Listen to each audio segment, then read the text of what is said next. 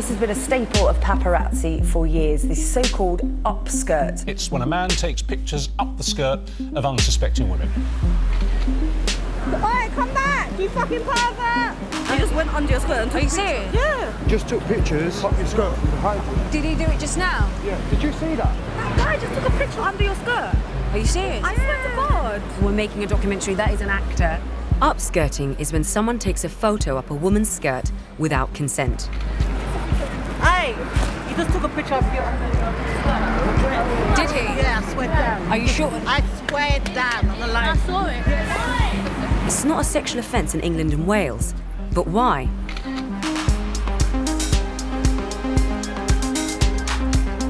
Upskirting became part of the public consciousness when female celebrities became targets from paparazzi.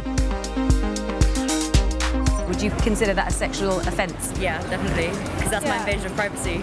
For sure, definitely, yeah. So how would you feel if I told you guys that actually it doesn't come under the Sexual Offences Act? That's ridiculous. I would be surprised. How does it not? If you saw someone doing it, you'd stop it. That's quite worrying, actually. That's quite scary in a way, because that's so easy to do. It happened to Gina Martin, and now she's fighting back.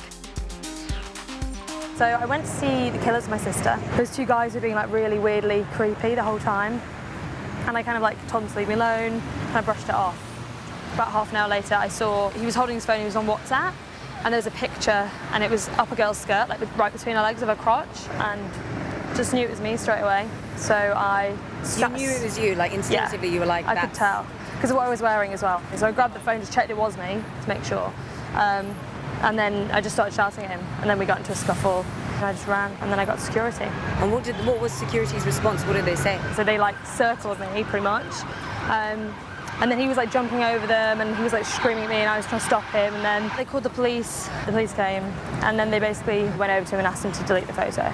And he did, and then they kind of were like, okay, well, we've asked him to delete the photo, so just, you know... Go and enjoy the Killers. Go and play, yeah. It felt like it was like a public nuisance thing. And I just straight away was like, that's not right. Like, that's not how you should deal with these kinds of things. I feel like so violated and so upset.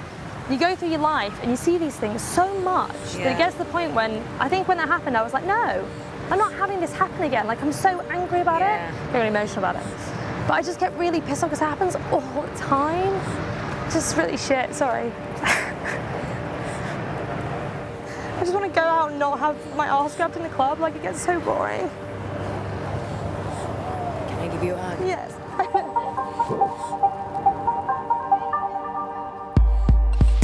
I've come to talk to the West Midlands sexual assault team.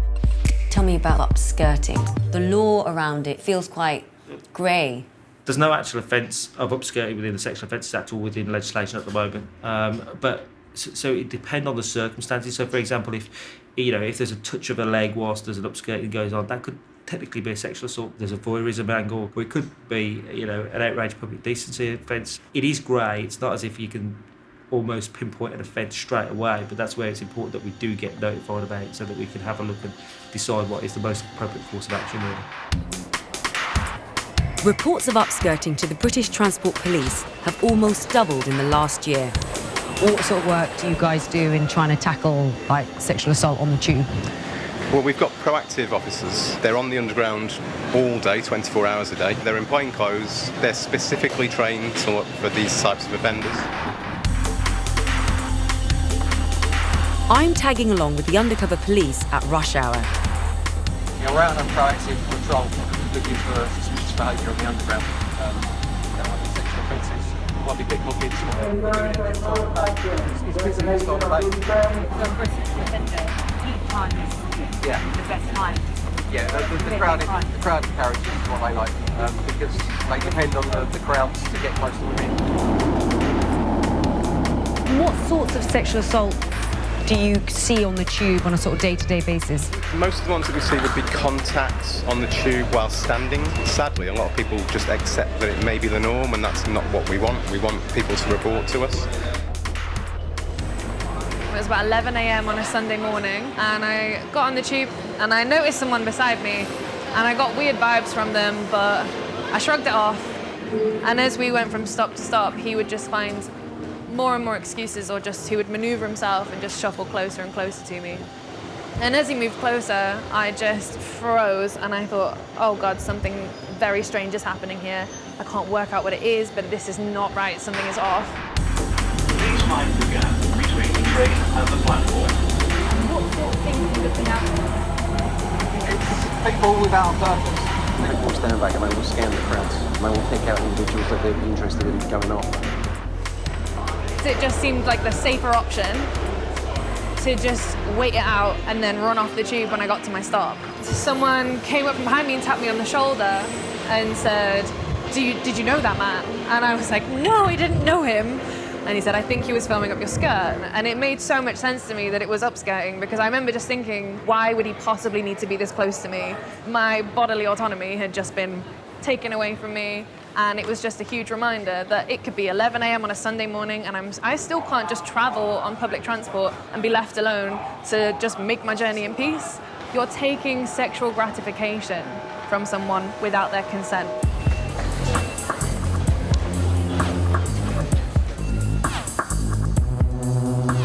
Walking between two tube stations, a stranger touches a man inappropriately. So why did you touch him?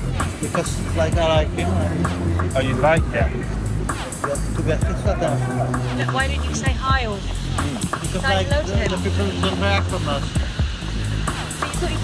You thought he touched his belly? Do you not think that's really personal? Probably, yeah, but... Okay, look him over, there's the other way. I didn't think we would actually get to witness an incident.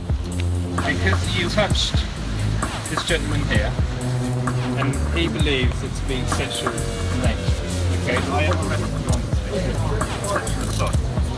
Okay? So just hanging out with the undercover officers, I was really surprised as to how often sexual assaults happen. It happens to men and women. You know, it happens on the tube, it happens in between stations. I mean, they were saying to me they expect arrests every day. It was quite a busy evening. I'm going to meet a girl who's just 13. So can you tell me what happened to you? I was sat in a French lesson and the boy sat next to me here. He was facing my back. I kept kind of feeling something. I was like, oh, it must be just his knees brushing against my skirt or something. I come home and I get a notification on my phone and I went on it and there was 3 messages from him. One said, I enjoyed French, it was really fun. Then one was a photo and it was a photo of up my skirt. The caption was, look what I have. How did it make you feel when you came home and you saw those notifications on your phone? And you Absolutely opened awful. I started to cry, just kind of curled up in a ball. I didn't really want to talk to anyone. I wanted to be by myself. I was so violated and betrayed, especially since I thought of this person as my friend. I didn't want anybody to see it. I didn't know if he'd posted this on other forums or if his friends had seen it. Do you see him in school now? Yeah, his locker is right near mine. When I see him, I think about it. He seems to glare at me in the corridor. Is it on your mind a lot? Yeah, for quite a long time afterwards as well. It was basically all I thought about. And I still don't know if he shared that photo. Gina's campaign has reached Parliament. So, Gina, I've heard you start your campaign and we're about to meet Ryan, your lawyer. Yes, since I last talked to you, obviously that was just kind of after it happened, it had gone viral, it's very emotional, and I was kind of just trying to find my feet and work out what to do about it. And obviously I reached out on Twitter and I basically asked for a lawyer because I knew that it was getting to the point now where it was getting bigger than just me handling it. So I reached out, found Ryan, we've set up a campaign and we're doing really, really well. We've got a lot of work done, so it's really positive. So the aim here is to have upskirting come under the Sexual Offences Act. Is that what you? So we effectively want to table an amendment, which amends that act to include it specifically. The first thing we need to do is establish as a point of principle that the government say that yes, this gap should be filled.